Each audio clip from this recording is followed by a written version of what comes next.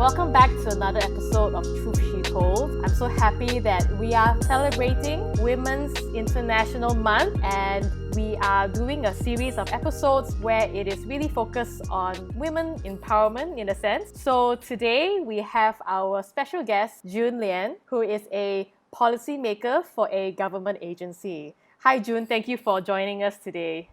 Hello, Cheryl. Very excited to be here. All right, so maybe June, you can share a little bit about yourself. Okay. I come from a family of 3 girls. I'm the middle child, but I don't have any of those like middle child syndrome. I'm a very nice person. I was saved at SIBKL, and I started off at the Young Adults Ministry, whom I love. And even though officially I'm no longer of a YA age, I believe that my mentality and the way I see life and the way I carry myself is still very young adult. I mean, that to me, young adults, we always question everything. We are full of life. We are full of zest. We are adulting, but we enjoy it along the way. You know, we're not struggling with it. We enjoy it along the way.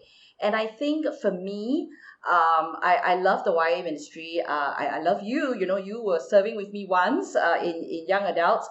And it's something that I hold very close to my heart. So even though technically, officially, I am an of adult age, I still feel very closely linked to the young adult ministry.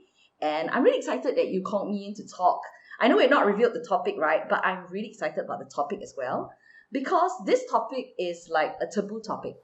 We don't talk about it much in church. We don't talk about it much outside church. In fact, the world doesn't talk about it much.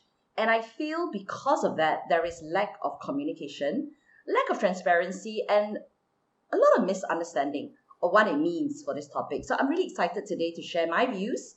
It may not be the only view, but at least we start a conversation on this, you know. So I'm really excited to be here, and thank you for inviting me. For sure.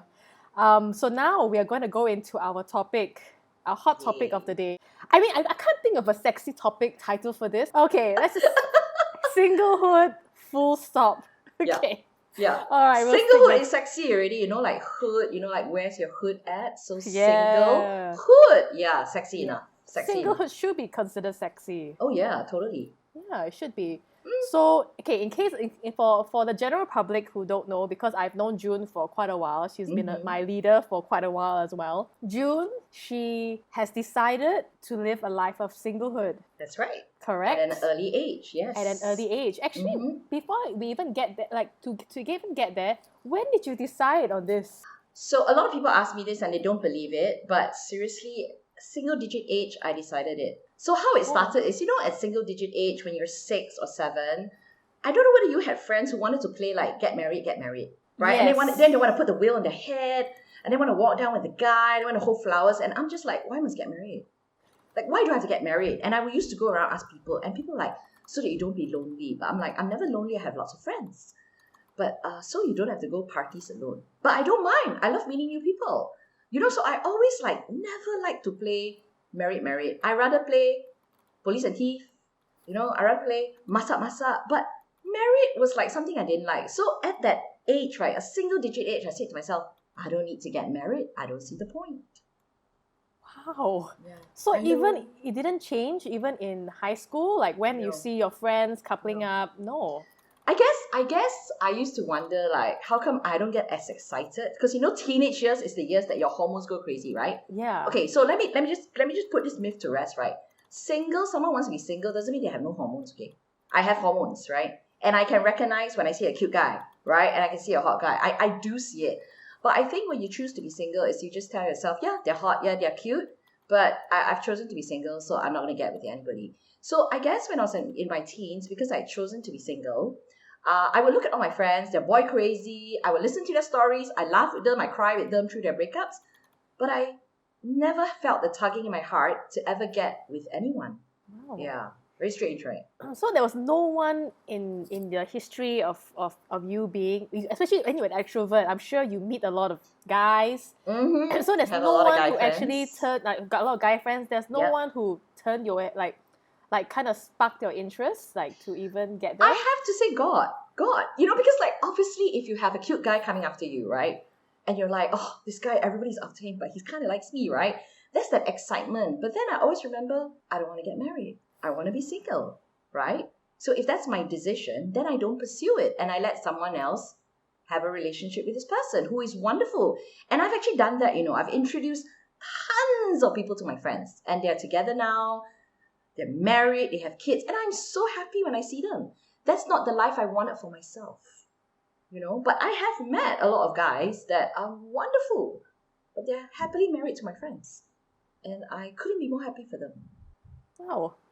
And now that it has been a number of years since the single digit, we will not say how many years, but it has been some years since that first moment where you decided, no, singlehood is the lifestyle, the life that you choose for yourself. Do you have any struggles being single? I mean, in that sense where, it could be comments, it could be whatever that people actually said, like, oh, you get married because so that you won't be lonely, right? So did you struggle with that? since that decision was made. It's a huge struggle. So for any of you who want to pursue this life, right, you better be very sure, because I still struggle with it until today. But I think it's a different kind of struggle. So maybe I classify it for you like in terms of age. In your 20s, you kind of struggle because that's the time that everybody goes dating, right? So you kind of always am like the third wheel. Because I'm extroverted, I have lots of friends, right? I do want to go out and try restaurants. I do want to go out and watch the latest movies. I do want to go and check out the latest cafes, right? But I don't want to be in a relationship.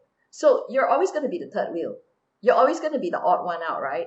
And when your friends bring their friends, you know what they're going to do. They're going to matchmake you. So at the start, right, I'll always tell the guys that I meet, like, hey, just so you know, I want to be single, right? So if you want to have a good time tonight, we can have a good time. But please don't pursue me. I'm not interested. And I know some people are like, wow, you're so brasan, you say that. But I always believe transparency is good, right? So, the struggle was being the third wheel. And let me tell you, right, wedding dinners, wedding luncheons. Yes. I have tons of friends, right? And when they get married, I'm so happy for them, right? I want to be there. I want to help them, and I've done so many weddings, helping people be host, MC, usher. The seating, right, especially for Chinese dinners, is even number, right? My friends always struggle, and when I see them struggle, I feel sad and I struggle. So I always tell my friends, right, you can put me on any table, I'm okay. I don't need to sit with friends.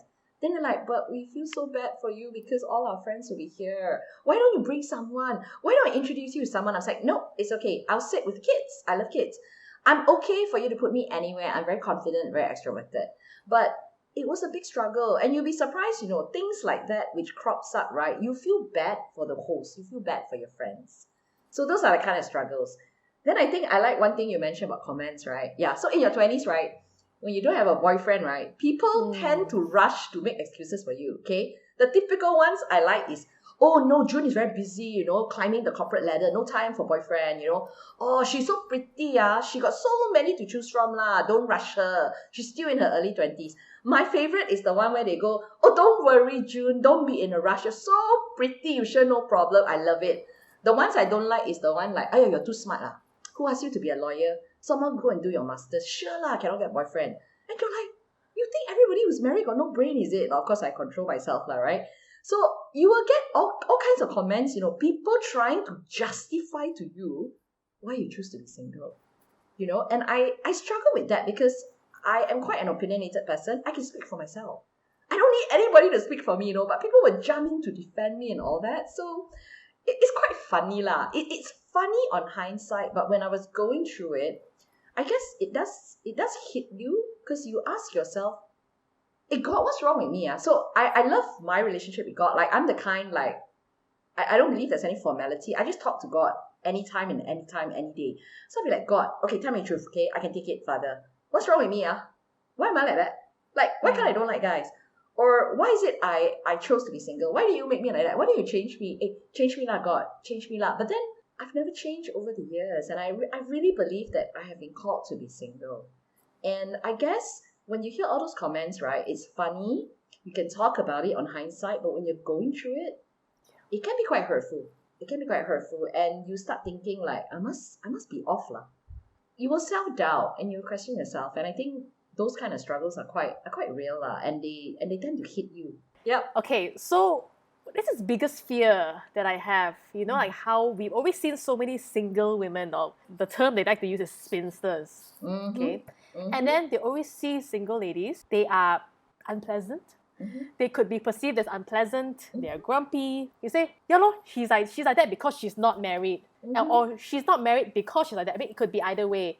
So maybe I would like to hear your thoughts on this whole, whether you call it a myth that spinsters are this. Okay, so I think it's a myth, but also a little bit factually correct. Okay, my choice to be single was something that I made, right? But I am aware that there could be people listening in who you don't want to be single. You actually want to get married, and you are very jealous when you see your friends getting married. You're happy for them, but you're like, when is it going to happen to me?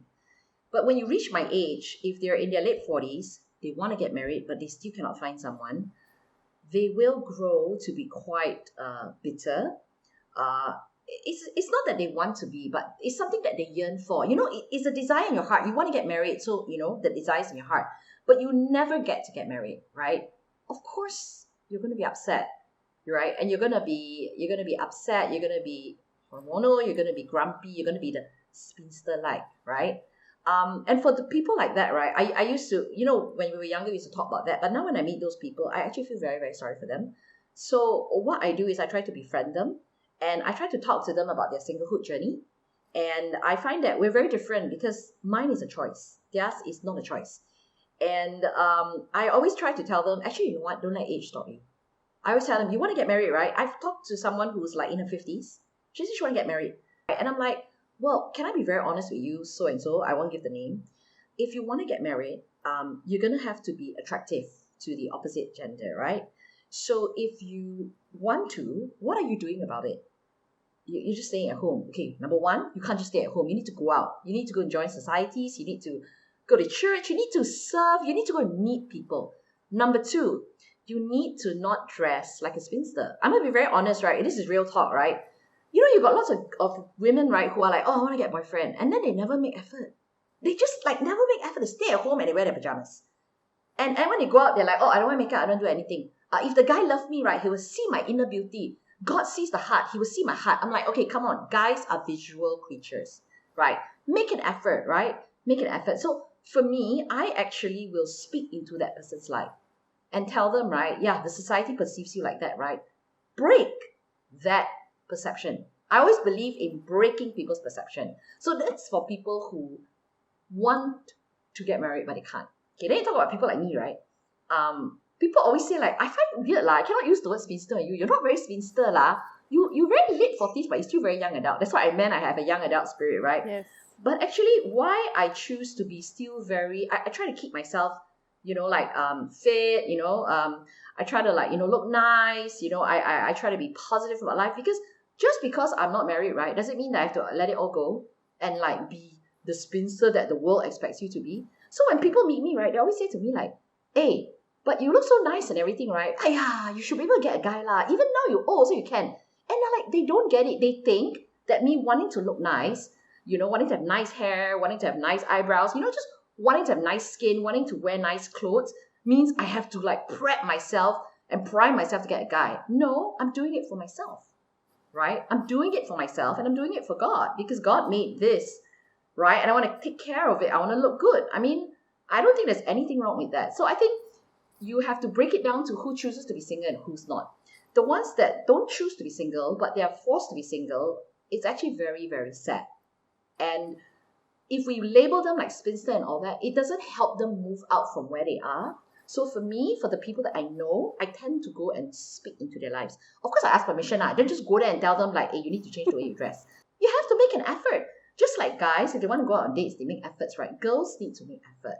So I think this spinster thing, it is real. It is very real that the world thinks because I'm old and I'm single, I'm not allowed to, you know, be hip.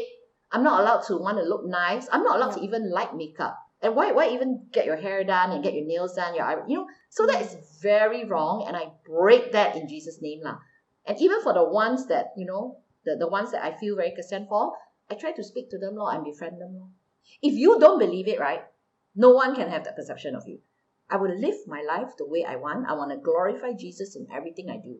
Jesus is excellence, right? So I'll glorify Jesus in everything I do. I want to be excellent in my dressing, excellent in the way I look, excellent in the way I present myself. Just because I don't want to be married, does that mean that I cannot be all these things? That's a I very really good believe that. question. I think I mentioned this before. I think again in my singlehood journey, while I'm still going through, if I'm going to be single for the rest of my life, I want to look like June.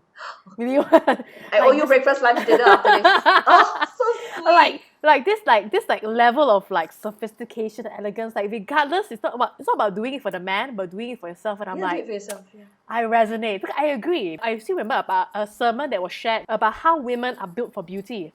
Yes, we are. Yes, we are Yeah, we built for are. beauty. It's not Yeah. about like super, like the over the top, but at Yeah. least for yourself, you know by Yes. your standards and not just let Yes. yourself like, I don't really care. Because you are built for beauty. You are built for admiration, even if it's Yes. not by your husband or boyfriend, Yes. but at least admiration of yourself. Yes.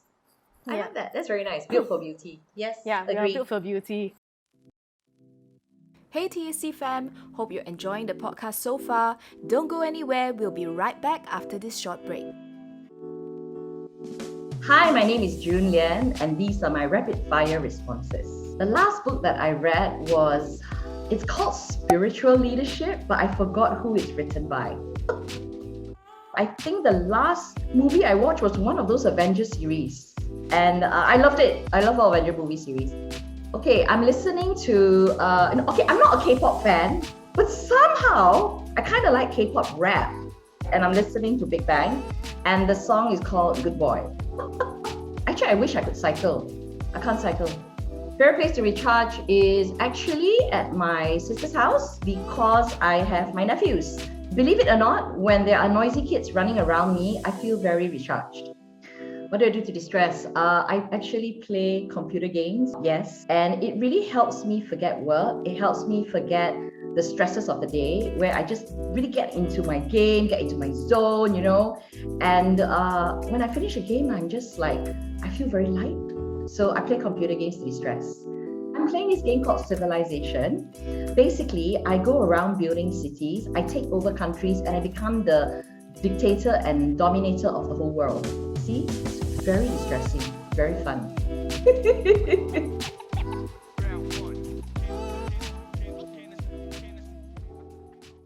I think you mentioned something very pivotal. And even something that I've never heard before. I think it's when you talk to God about it. Because I can imagine, because in society, they just want people to just get married lah, to procreate and then, to build a family. And then when you choose a life that's so unconventional in that sense, in the midst of all that, how do you experience God? Because we are taught that we see God as Father, Yeah. and also we also talk about how it's good to have to be married because that's how because if you talk about they bring in about the Songs of Solomon, how God also loves us that way. But as a single person who choose to follow this life of singlehood, how do you experience God in that way? So my answer is going to be very biased, right? Because obviously I'm single. But actually, I think I experience God even deeper and stronger than couples. See, when couples go through problems sometimes, they forget that God is in the midst. They rely on each other. You have a problem, you reach out to your partner because they're there. I have a problem, I have no partner. I have no spouse, right? So I have to call out to God, right? And it causes me to actually grow closer in my relationship with Him. Because when I get hurtful comments, really the only person I can really rely on is the Father. And when you become a Christian, I truly believe that the Holy Spirit that's deposited in us is always with us. And even when I look through my life, and I'm very honest, I'm in my 40s. I'm in my late 40s, actually. When I go through my life, I look through my life in the 20s and 30s, right? I really believe that God was there with me all the way. He was journeying with me every step of the way, even at that single-digit age, right? God is holding my hand saying, you want to choose this line? It's fine. I'm here for you. I'm never going to leave you. I'm never going to abandon you. I'm never going to judge you. Why do you look at yourself the way the world looks at you? Why don't you look at yourself the way I look at you? I love you, child. And the one thing I love that God has really given to me is sometimes some well-meaning people, especially in church, they will come to you and say, you 1 + 1 equals, whole, God made Adam and Eve. When two are when two is stronger, you cannot break the yoke and all that. And I go away from that conversation feeling like, am I weak? Am I not holy? Am I not living the life that God set for me? And I will cry out to God. And God tells me, right, you know what, June Lian? You're whole. You are one. You don't need a spouse, a partner, or a guy to make you feel whole. You are one. Hey, guess what? I formed you in your mother's womb, right? I saw you before the world saw you. Now the world giving you comments, you want to listen. Hey, guess who saw you first? Me, Abba Father. And I'm like, okay, God, I hear you. So I formed you. You are perfect in my sight, You are perfect to me. I love you. You are beautiful. You don't need that. But just one thing, be sure that you want to be single. And I'm like, yeah, I want to be single. So God constantly edifies me. He constantly encourages me because I don't have someone to run to if I'm really lonely and I'm feeling down. I rely on God so much more as a single person than a couple. For me, I have no one to rely on but God. I think it's really just drilled into our minds that, if you're alone, you are nothing, you are lacking. I think this really changed the perspective, even for me, because I've come to a place where I'm quite settled, whether it happens or not. I am okay with not rushing it because I know I'm still living a life. I'm still living, even though I'm not married. I think if I put it very simply, I'm still living. I still have my business. I'm still working, and I'm still experiencing community. And that's why I feel like, okay, ma, right? If it's not now, if it's not even later, I think I'm okay with it. There is always this nagging feeling in the back, like, am I missing out? But again, what I really resonate with what you said about how at the end of the day, it is really like us and God. Yeah, so thank you for sharing that. Oh, no worries. All right, what is your advice to all the single ladies out there? March 8th is International Women's Day. Yes. Right? And I love International Women's Day. And we actually celebrate it in my office. I was the proponent for it. I was the first to advocate it, and we actually do it every year now. So the theme changes every year. And the theme for International Women's Day this year is break the bias, right? Wow. So I wanted to talk about breaking, all right, my advice. I think the first thing is we need to break the lie, okay? So this is advice to single women out there.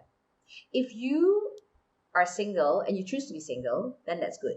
But if you're single but you don't choose to be single, but then you ashamed to tell people that you want to get married, or you are ashamed because you cannot find someone, don't lie to yourself and to others to say, I'm okay to be single. It's okay for you to say, I'm not okay to be single, right?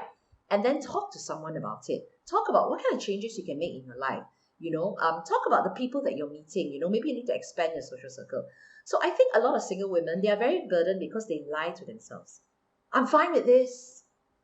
I'm fine. I don't need a guy. And then when they reach my age, in their late 40s, they realize that I'm not fine. Why did I lie to myself? And they lie because they try to hide, the struggles of being lonely. Or there's a lot of shame. What I sense a lot with single women that lie is that there's a lot of shame. But there's no shame. Like I already said, there's no shame, right? If you want to be with someone, you want to get into a relationship, very good. Continue to seek those desires. Continue to change the things that you can about yourself. Continue to pray for a mate. I have prayed for a lot of people to get into relationships. And you know what? There has been quite a good success. So people used to laugh at me and say, pray no lah, it won't work. Somehow they believe if you're sick, you pray, it will work. You get car park, you pray, it will work. But when I tell people, right, you really want to get married, right? You really want a boyfriend this year, let's pray for it. They're like, it won't work. And you know what? I would just say, okay, I'll pray for you. You just close your eyes. I'll pray and I'll believe it. Because I believe that when I pray, the Father hears me, right? And there have been so many people I prayed for, right, that have gotten married. Seriously. Wow. So I really believe, because you don't lie to yourself, just break that lie. Be honest, be authentic, reflect and ask yourself, do I want to be single or not? If you want to be single, live this life. If you don't want to be single, find someone you trust, talk to that person. Talk about it. It helps to talk about it. So break that lie. That would be the first advice. The second is break that burden. I find single women, right, is like, you know that hamster running on the wheel, like that, right? They are wasting all their energy, right? Very burdened, going around trying to justify to people why they're single, You know what? You don't owe anyone an answer. Actually, the only people you owe an answer to is your parents. Your parents have a right to know where your marital status is because they love you, they care for you, and they conceived you. But other than that, right, you owe no one in this world. Not your boss, not your peers, not your colleagues. Not anyone. You don't have to burden yourself with all the energy trying to tell people singlehood is amazing, trying to justify to people why you want to be single. It's your choice. It's your life. Be accountable to God, right? And the more you try to justify, right, people think, right, that you're fake lah. You're not authentic. And having said that, I made those mistakes lah in my 20s when I tried to justify. Because I'll tell people I want to be single, and then people like try to tell me why you shouldn't be single, and then I try to fight with them. You know, as a lawyer, I like to argue, right? So I'll justify, I'll advocate, I will debate, and then I realize why I spend so much energy here. Break that burden now. So break the lies, break the burden, and last but not least, break the barrier. So the barrier means, right, we often feel we cannot talk to God about this. Some single people I've spoken to think that that is a sin, that they are single. Because wow. God created them. God created Adam and Eve. Go back to Genesis. Everybody talks about Genesis. God created Adam. Adam, was lonely, and then God created Eve for him. So, you have to find someone. So they feel like God is upset with them, that they have not done enough to go and find a man, And I'm like, what? That is so bad theology. That is wrong. I said, speak to God. When you speak to God about your singlehood, right, you will never feel condemned. If you feel condemned or judged, right, that is not God. God will never condemn you. Romans 8 says that there's now no condemnation. Father God is loving, merciful, and gracious. There is nothing very insignificant to him about us. So I never felt this barrier from God. I felt love. I felt acceptance. So for me, talking to God is very important. Break that barrier. I think what I would like to add is that I think a lot of the things I shared today is more positive because obviously I'm in my late 40s and I've gone through all of it. But I would not have been able to do it without support of people that I love. My siblings, relatives, cell, good pastors, good Christian friends, So for those of you who, even if you've chosen to be single, right, it's not going to be easy. It's a difficult road to traverse. Surround yourself with a cell, right? Get a support group. Get someone that you trust. Another message that I want to send to people who are struggling in the sense that you don't want to be single. You're coming onto this podcast and you're like, yeah, easy for June to talk. She wants to be single at single digit age. She's so weird. I am normal. I want to have a relationship. Continue to grow and cultivate that desire. Don't kill it off. Don't kill it off just because it's not happening for you. Grow it, but commit it to God. You need to go back to the first person, the first source of power, the first authority that can make it happen, which is Father God. You want to get married, you want a boyfriend, you want a spouse, you want a partner. Ask God for it. Nothing too small or too insignificant for him to do for you. Open your mouth and ask him. If you have to pray every day for it, do it.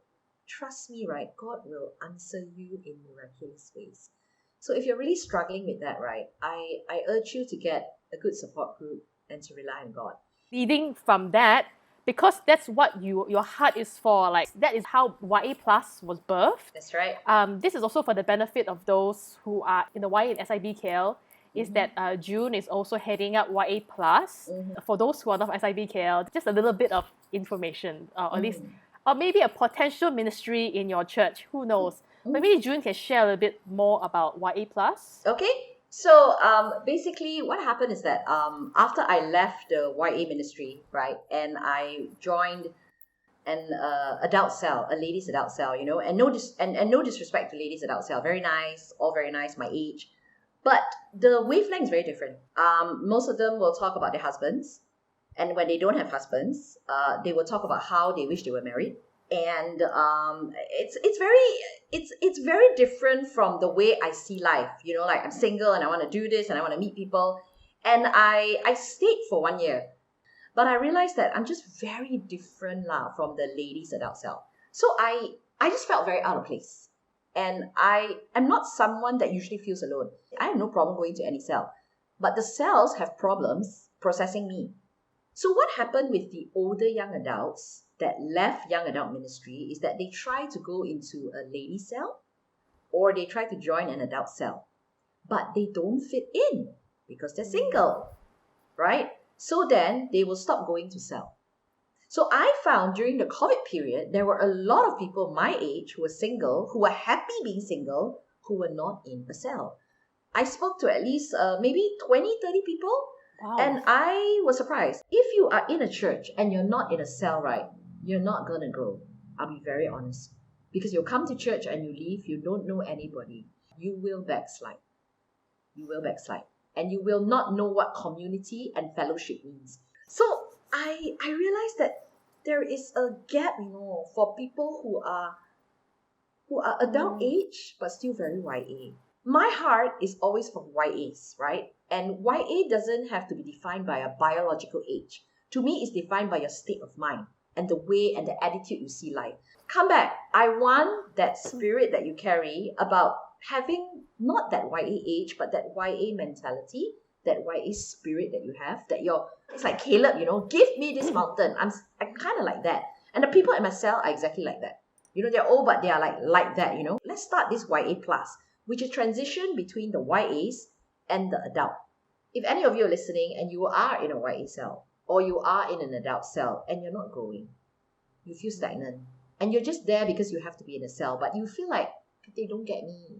They don't get me, right? Then when you see this advertisement for YA plus coming, come have a chat with me and let's see what we can do for us, this age group, what we can do and how we can, fellowship with one another and do greater things for God. So that's really my heartbeat and heart desire for it. I'm always open for people to come and talk to me, I am extroverted, so I love meeting new people. But if you really want to reach out to me and ask me questions, want to rebut me, challenge me, and ask me to share more of my story, reach out to maybe Cheryl, and I would be happy for you to share my details with anybody who is struggling and who would they want someone to listen. I would love to help them journey along this path. Wow.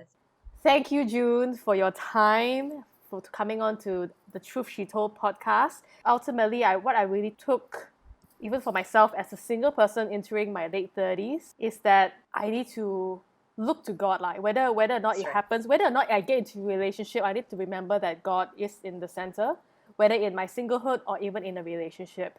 And so thank you for really bringing that reminders and even share your journey with us. Thank you, listeners, for coming this far. You can follow us on our social media. We are on Instagram and we're also on Telegram. You can look for Truth She Told. Thank you for listening. Until next time. Bye, everyone.